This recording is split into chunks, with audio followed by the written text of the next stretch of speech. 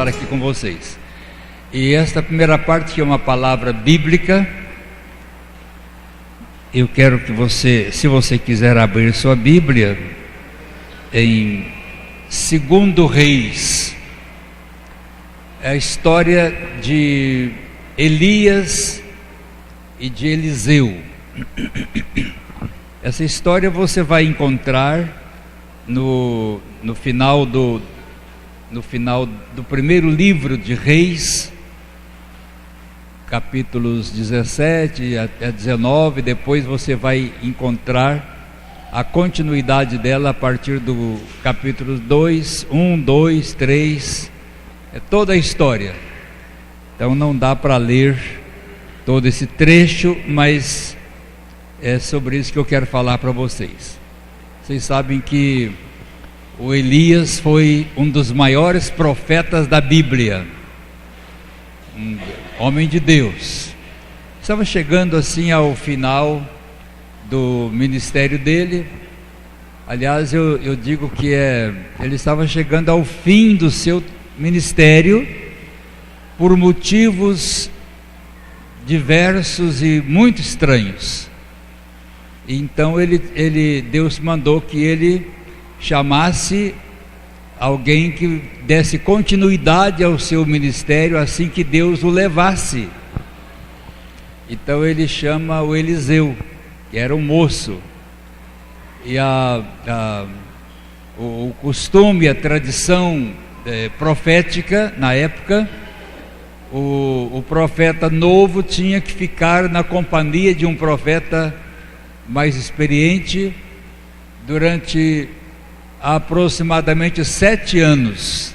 E foi o tempo que Eliseu teve que acompanhar o Elias e ficou com ele, servindo Elias, honrando Elias, deixou tudo para trás. Vocês conhecem um pouco a história.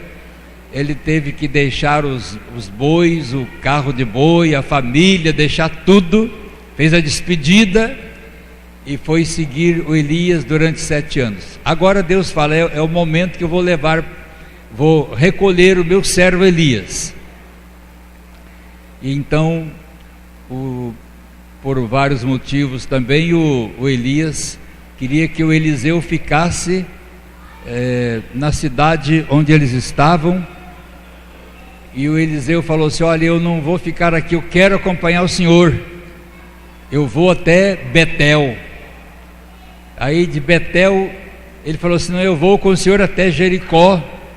Mas Jericó também, ele disse: eu não vou ficar em Jericó, eu vou para lá, vou até o Jordão, ou depois do Jordão. Eu sei que essa distância percorrida por eles a pé, aproximadamente 90 quilômetros de distância. E você imagina quanto tempo e quanta apreensão e ansiedade. E então Deus leva embora o Senhor. E o Eliseu ficou assim muito triste, porque depois de caminhar com o seu Senhor, o seu mestre, seu líder maior, e agora viu que o seu mestre foi embora.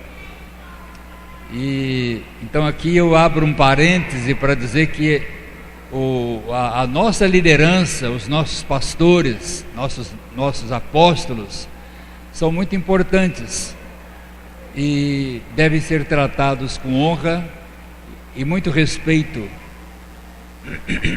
Então vai embora o Elias. E quando Elias é arrebatado, e muitos falam assim: Elias foi arrebatado num carro de fogo. Não, ele não foi arrebatado em carro de fogo. Veio um carro com cavalos e separou os dois. Parece que deu uma trombada nos dois assim, não sei como é que foi, mas separou os dois um do outro, porque parece que estavam grudados ali, eles não separavam, né? E aí um redemoinho, não sei se vocês conhecem redemoinho, aquele vento que faz aquele canudo assim, veio, envolveu o Elias e levou o Elias embora. E o Eliseu estava de olho e a capa do Elias cai e ele pega aquela capa, mas quando o senhor dele está subindo, ele grita assim: meu pai, meu pai.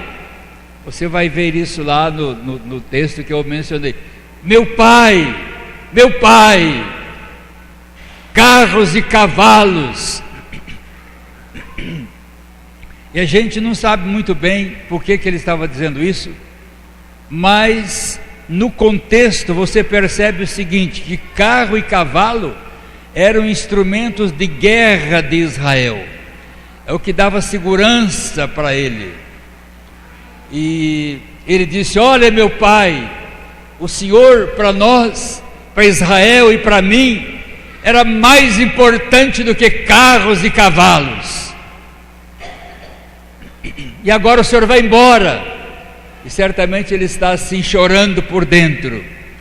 E ele pega as suas roupas e rasga a sua capa, a sua túnica. Ele rasga, como que dizendo assim: meu coração está rasgado, porque o Senhor foi embora e eu agora fiquei sozinho. Ele abre o seu coração e reclama agora a ausência do seu Senhor. E ele volta, e voltando, atravessa o Jordão, faz o seu primeiro milagre, e logo depois faz o seu segundo milagre em Jericó. Ele fica hospedado em Jericó. Parece-me que ele fica lá uma semana, aproximadamente 7 dias. E tentaram procurar o Elias, ver se achava naquelas montanhas, mas ninguém nunca mais conseguiu ver o Elias. O Elias foi embora. E então, a palavra bíblica que eu quero deixar com você, segundo Reis, capítulo 2, versos 19, diz assim: e os habitantes da cidade de Jericó, os habitantes da cidade de Jericó, onde ele estava hospedado, ficou ali uma semana, disseram a Eliseu: eis que é boa a situação desta cidade, como o meu Senhor vê. Mas por que o hospedeiro dele fala assim, como o Senhor vê? Porque certamente como um profeta e companheiro e auxiliar de Elias, ele devia ter aprendido isso e está pondo em prática. Ele deve ter falado: olha, muito obrigado, como a Júnia falou, muito obrigado pelos irmãos que estão nos hospedando, nos recebendo tão bem, né? A cidade de vocês é maravilhosa, uma cidade tão bonita, Jericó, chamada a cidade da Florida, das palmeiras, cidade bonita, água, e aparentemente estava tudo muito bem naquela cidade. E ele então, Eliseu deve ter falado assim: olha, muito obrigado pela hospedagem, que cidade bonita. Então o hospedeiro dele fala assim: como o Senhor vê, essa cidade é uma cidade muito bonita mesmo. Mas veja o que ele fala: porém as águas são más. Falem comigo: águas más, e a terra é estéril. Tem problema que você não consegue ver. Está tudo tão bonito, mas atrás daquela beleza tem cada coisa que a gente até arrepia. Aí Eliseu disse: tragam-me um prato novo e ponham nele sal. E lhe o trouxeram. Então sai o Eliseu ao manancial das águas, e deitou sal nele, e disse: assim diz o Senhor. Fale comigo: assim diz o Senhor. Aleluia. Sararei estas águas. Fale comigo: sararei estas águas, e não haverá mais morte e nem esterilidade nelas. Aleluia. Aí o verso 22 fala assim: ficaram, pois, sãs aquelas águas até ao dia de hoje, conforme a palavra que Eliseu tinha falado. Aleluia. Que coisa bonita, né? Então ele fala da beleza da cidade. O problema da cidade é trazido para ele, e era um problema antigo. Eu não tenho tempo para colocar isso para vocês aqui, mas desde o tempo de Josué, no capítulo 6, houve uma maldição na cidade. Quando eles conquistaram a cidade, por causa da dureza do coração do povo ali, por causa da perversidade e aqueles muros altos que deram muito trabalho para serem derrubados, para a conquista de Israel. Então Josué profetizou uma maldição naquela cidade e disse: essa cidade está embaixo da maldição, e ela agora, os muros foram destruídos e ninguém poderá restaurar ou refazer esses muros, reconstruir esses muros. E se um dia, e o dia que alguém quiser reconstruir os muros da cidade, vai perder 2 filhos. Vai perder o filho mais velho quando lançar os primeiros alicerces, e a hora que colocar o portão, vai perder o filho mais novo. Um belemita de Belém, ou betelita de Betel, chamado Iel, foi contratado para construir o muro. 500 anos mais tarde, olha bem, 500 anos se passaram e o muro nunca mais foi reconstruído. E agora, sob o comando do rei, os muros estão sendo restaurados. E esse construtor, que não tinha nada a ver com a história, vai para lá. Quando ele começa a construir o muro, morre o filho dele mais velho, perdeu o primogênito, filho primogênito dele. E quando ele termina a construção do muro, morre o filho mais novo, o caçula. Perdeu 2 filhos, e ele construiu o muro, mesmo assim, que era a ordem do rei, não podia voltar atrás. Era maldição, a cidade é amaldiçoada. Essa maldição continuou. É claro que o muro foi construído, mas ficou esse resquício de maldição lá. Era uma cidade florida, todo mundo olhava assim, muita folha, muita paineiras e flores, mas havia a água era estéril, a água produzia morte. Então o que os moradores disseram foi o seguinte: olha, como o senhor vê, tudo muito bonito, mas a nossa água produz morte, há esterilidade na nossa cidade. Então o senhor vê muita folha, muita flor, mas não produz nada, porque daí os frutos não vingam. Os nossos animais, as fêmeas até ficam prenhes, mas elas não dão cria, elas abortam os seus filhotes. Também as mulheres não conseguem dar à luz, porque também a água produz a esterilidade das nossas mulheres. Então nós estamos aqui numa cidade morta, não há vida animal, não tem criança, quase não temos aqui frutos, apesar de termos beleza, mas a nossa situação é uma situação caótica. Ninguém consegue resolver nosso problema. Já vieram aqui os mais renomados engenheiros agrônomos, não conseguiram fazer nada. Gente especialista na parte hidráulica veio aqui, mas ninguém consegue resolver. Nós estamos numa situação muito complicada aqui. Foi isso que eles contaram para o profeta. E o profeta é um representante de Deus. Eu quero convidar você, seja qual for a sua situação, conte os seus problemas para Deus. Fale para Ele na hora certa.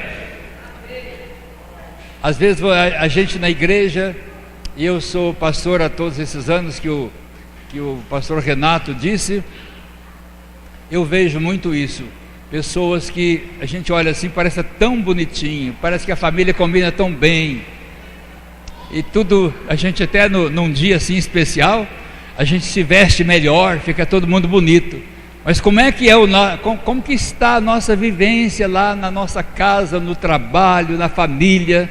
Às vezes as coisas lá não andam tão bem assim. E nós às vezes falamos para muito, mas não falamos para Deus. Então nós temos que trazer as nossas dificuldades para Deus. E o problema daquela cidade foi trazido para Deus.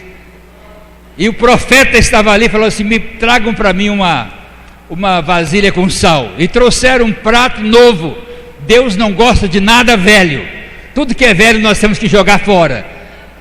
Lá na nossa casa a gente está com uma luta lá para não deixar nada guardado lá que a gente não está usando. Tudo que está parado lá vai envelhecer, vai acabar e a gente não vai desfrutar daquilo. Então, um dia desse eu fui convidado para ir a Santa Catarina, dá uns 500 quilômetros de Londrina. Nós fomos lá, fomos fazer umas visitas, e inclusive a visita de um homem que estava para se separar da esposa, a família toda complicada, porque ele começou a amontoar tudo que você imagina de velho na casa dele. Para entrar na sala dele, você tinha que desviar, aqui está um escapamento de carro velho, aqui está um motor de carro velho, aqui tem lataria de carro velho, você vai naquela trilhazinha assim, ó, apertadinho para entrar.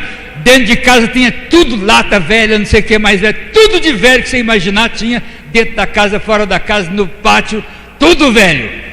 E a mulher: eu não aguento mais isso aqui. Então, ainda mais mulher, né? As mulheres são delicadas e não gostam de nada bagunçado. E esse homem, parece que o demônio da sujeira entrou lá e estava matando aquela família com esta sujeira e esta coisarada velha que não serve para nada, nem para ferro velho. Mas ele amontoava tudo no quintal dele, dentro de casa, etc, etc.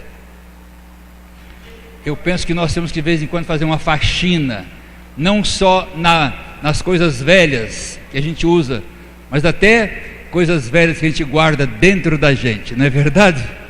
Pensamento, sentimento, tantas coisas, né? Emoções antigas. E eu de vez em quando eu lembro de algumas coisas que me afligiram no passado, dá vontade de chorar até hoje, né? Mas eu superei isso, graças a Deus eu superei, estou superando até hoje. E eu acho que essa coisa de libertação acontece toda semana, a vida toda. Não é porque eu tenho 77 anos de idade que já venci tudo, não. Tem áreas da minha vida que até hoje eu preciso eliminar algumas coisas. Amém? Ou você está tudo bem com você, bem de verdade, né? Então o profeta pega aquela vasilha de sal, um prato novo pode ser a sua vida, a minha vida, porque aquele que vai a Jesus e se entrega a Ele é uma nova criatura, e Deus diz: eu faço novas todas as coisas.